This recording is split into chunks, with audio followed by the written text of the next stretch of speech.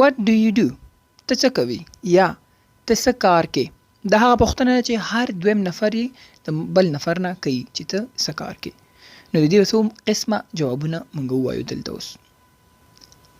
I don't work these days I don't work these days زه دې ورځو کې کار نه کوم کله چې ته کار کې خو اوزګار شوی په هغه ورځو کې نو ته ورته ویلی شي چې I don't work these days زه دې ورځو کې کار نه کوم I have my own shop I have my own shop زه خپل دکان لرم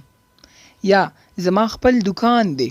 کله چې ته خپل یو دکان لري چې د هر څه شي خپل یو سټور دی نو ته ورته ویلی شي I have my own shop زما خپل دکان دی صحیح شو دا ستا ملکیت ښیي I'm still studying I'm still studying زه اوس هم زده کړه کوم بعضې خلک درس وایي خو کار نه کوي نو ته ورته ویلی شي I'm still studying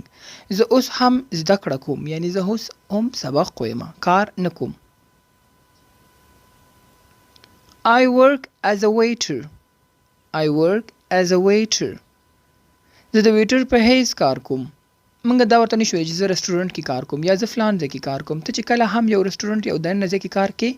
as a waiter نو ته ورته ویلی شي I work as a waiter زه د یو ویټر په حیث کار کوم مطلب دا دی چې زه ویټري کوم په رسټورنټ کې ساده الفاظو کې ورته داسې ویل کېږي I work as a waiter زه د ویټر په حیث کار کوم یعنی ویټري کوم I'm unemployed I am unemployed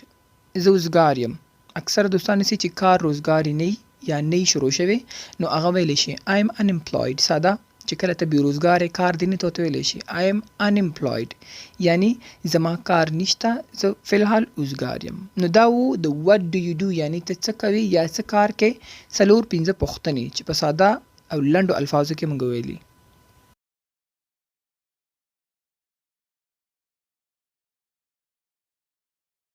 بله ډیره کامن پوښتنه how are you څنګه یې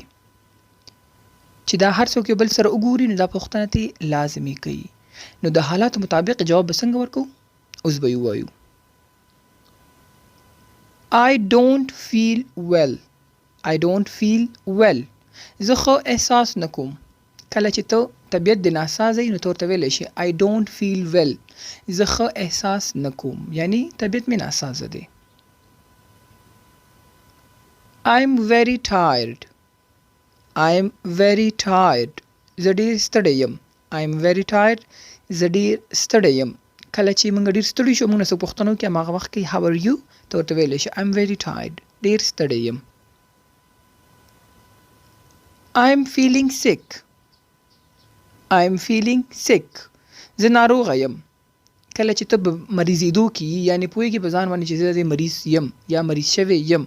نو ته ورته ویلی شي I'm feeling sick زه ناروغه یم یا ناروغ احساس کوم یعنی ناسازه یم صحیح شو ویلی شي ورته I'm feeling sick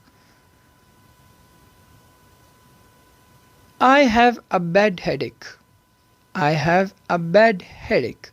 زه یو بد سر درد لرم یعنی ډیر خراب سر درد لرم اکثر زموږ په سر ډیر زیات درد دی څوک موږ وختونه کې څنګه ته وایي زما په سر ډیر خراب درد دی ویلو کنه موږ اکثر داسې نو دې ته موږ ویلی شو I have a bad headache headache ویل کېږي سر درد ته یعنی ډیر خراب سر درد لرم I'm not good I'm not good کله چې ته ورته وایي زه ښه نه یم نو ویلی شو ورته I'm not good زه ښه نه یم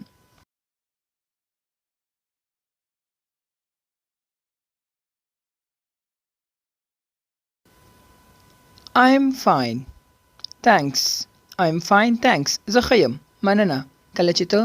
طبیعت دې سیټ ته ورته ویلی شي I'm fine thanks زه ښه یم مننه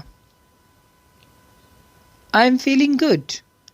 I'm feeling good زه ښه احساس کوم کله چې طبیعت لږ برابر نور لږ ډیر ښه ته ورته ویلی شي I'm feeling good زه ښه احساس کوم یعنی طبیعت مې ښه دی I'm much better now I'm much better now زه اوس ډیر ښه یم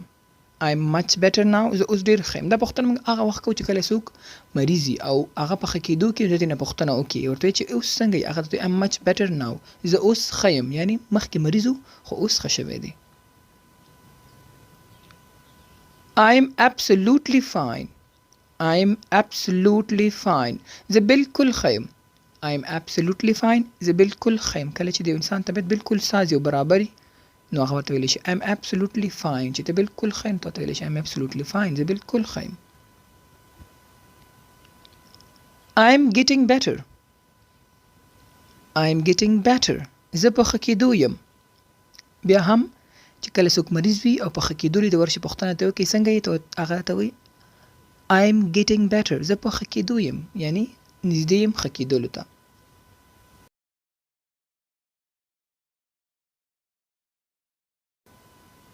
What time is it?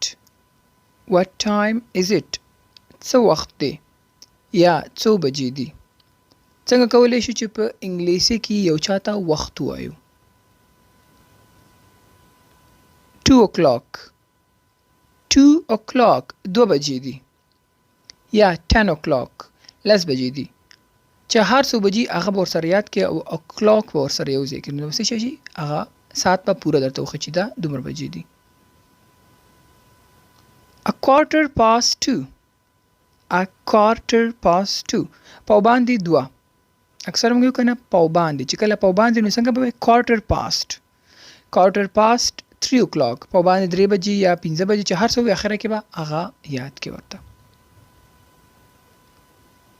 2:30. 2:30 2 او 10 دقیقې یا 2:30 بجې آسان الفاظو کې 2:30 بجې چې کله هم یو ساعت نه نیم ساعت تیر شوی یعنی 1 بجې او 10 دقیقې څنګه به وي 1:30 1 او 10 دقیقې. اوس دلته 2:30 یعنی 2 او 10 دقیقې 30 منټ چې کله 5:30 بجې نو هغه نیم ساعت به ته وروسته یادې لکه 5:30. A quarter to 3. A quarter to 3 پاو کم 3 پاو کم به څنګه وایو A quarter to یعنی 15 دقیقې دومره ته پاتې دي 15 منټه دې ټایم ته پاتې دي نو څنګه به وي quarter to 3 پاو کم 3 بجې. 10 past 9.